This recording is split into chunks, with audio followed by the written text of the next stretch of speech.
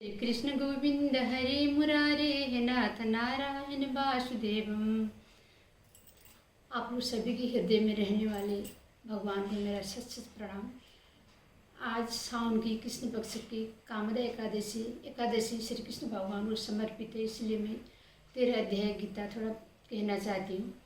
श्री कृष्ण भगवान ने बोले, हे कुंती पुत्र, यह शरीर क्षेत्र कहलाता है। इसके जानने वाले को क्षेत्रज्ञ कहते हैं। संपूर्ण क्षेत्रज्ञ में मुझे जान। क्षेत्र और क्षेत्रज्ञ का जो ज्ञान है मेरे मत से वही ज्ञान है। यह क्षेत्र से कैसे रूप का है, उसमें कौन कौन विकार होते हैं, उसकी उत्पत्ति किस प्रकार हुई है, क्षेत्र का क्या प्रभाव है इत्यादि कहते हैं। संक्षेप में कहता हूँ, सुनो। अनेक ऋषियों ने अनेक प्रकार के छंदों में इसको बताए हैं, वेदों में भी पृथक पृथक वर्णन किया है और हेतु वाले ब्रह्मभूत पदों में भी विशेष करके यह ज्ञान निश्चय किया गया है कि पंच महाभूत अहंकार, बुद्धि, अव्यक्त प्रकृति, 10 इंद्रिय, मन तथा 5 इंद्रियों के विषय में यह देश, सुख दुख, संगात, चेतना, धृति, इनके समूह संक्षेप में।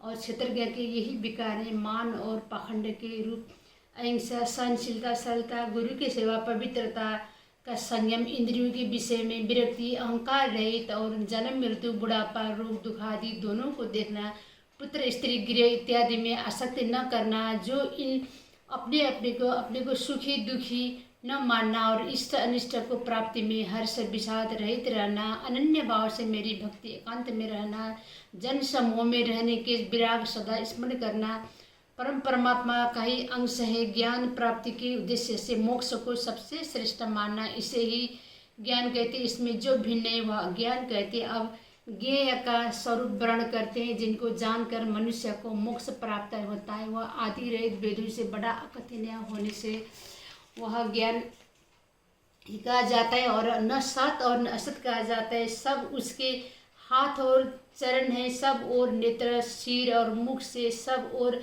कान है। यह सब इंद्रियों के गुणों का प्रकाश है, पर उसकी कोई इंद्रिय नहीं है जिसको किसी से आसक्ति नहीं है, पर जो सबका आधार है, जो स्वयं निगूढ़ होने पर भी गुणों को भोगता है और सब भूतों के बाहर भीतर है, तो भी चर और अचर है, अत्यंत सूक्ष्म होने के कारण जाना नहीं जाता है, दूर भी है और निकट भी है, जिसको विभाग नहीं होते, पर जो भिन्न भिन्न वही विभक्त है, समान रहता है। समस्त भूतों का पालन करने और उत्पन्न करने वाला है, वही ज्ञ है।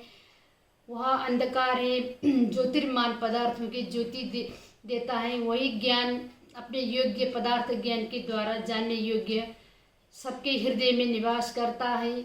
इस प्रकार क्षेत्र, ज्ञान और क्षेत्र इनकी संक्षेप में कहा। इसे जानकर मेरा भक्त मेरे पद के योग्य होता है। प्राकृतिक और पुरुष दोनों ही अनादि हैं। विकार और गुणों की उत्पत्ति प्रकृति से हुई है। कार्य और कारण को प्रकृति उत्पन्न करते हैं। पुरुष तो सुख और दुख का भोगता है। प्राकृतिक में पुरुष रहता है, प्राकृतिक दुखों का उपभोग करता है, तदनुसार उत्तम तथा अधम गति को पा लेता है। इस देह में उसे उपद्रष्टा, अनुमंता, भर्ता, भोक्ता, परमात्मा और परम पुरुष कहते। इस प्रकार के गुणों को के साथ प्रकृति और पुरुष को जो जानता है, उसका रहन सहन चाहे जैसा हो, पुनर्जन्म नहीं होता है। कोई ध्यान से, कोई संख्या योग से और कोई कर्म योग के द्वारा अपने को आत्मा में देखते हैं, परंतु कोई तो इस प्रकार से न जानते हुए भी दूसरों से सुनकर ध्यान, दृष्टि, मन सब लगाकर भजन करते हैं। श्रद्धा से सुनकर मृत्यु के पार हो जाते, सुनकर करने वालों को भी पार हो जाते हैं, लेकिन भक्ति भाव होना चाहिए। हे अर्जुन, स्थावर जंगम सब प्राणी क्षेत्र और क्षेत्र के संयोग से ही होते हैं। परमेश्वर सब भूतों के समान रहते हैं। भूतों के नष्ट होने पर भी उनका नाश नहीं होता है। इस प्रकार जो देखता है वही देखने में समर्थ है। सब में समान रूप से वही परमेश्वर को देखता हुआ जो अपनी आत्मा का नाश नहीं करता है और उत्तम गति प्राप्त करता है। जो यह देखता है कि प्राकृतिक द्वारा सब कर्म होते हैं और आत्मा को अकर्ता मानता है, वास्तव में वही मानव देवता है।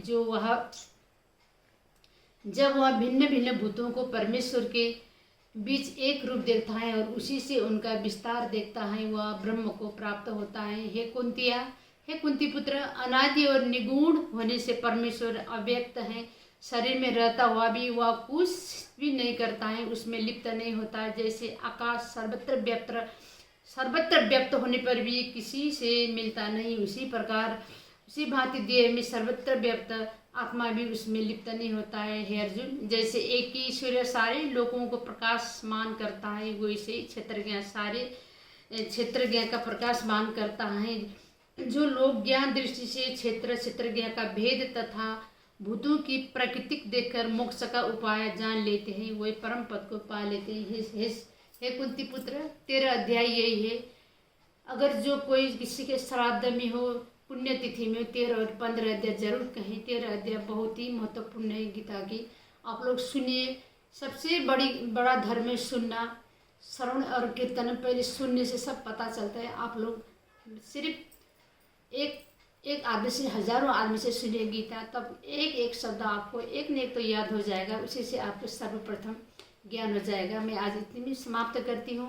गलती जरूर है, लाइक और सब्सक्राइब कर देना प्लीज़।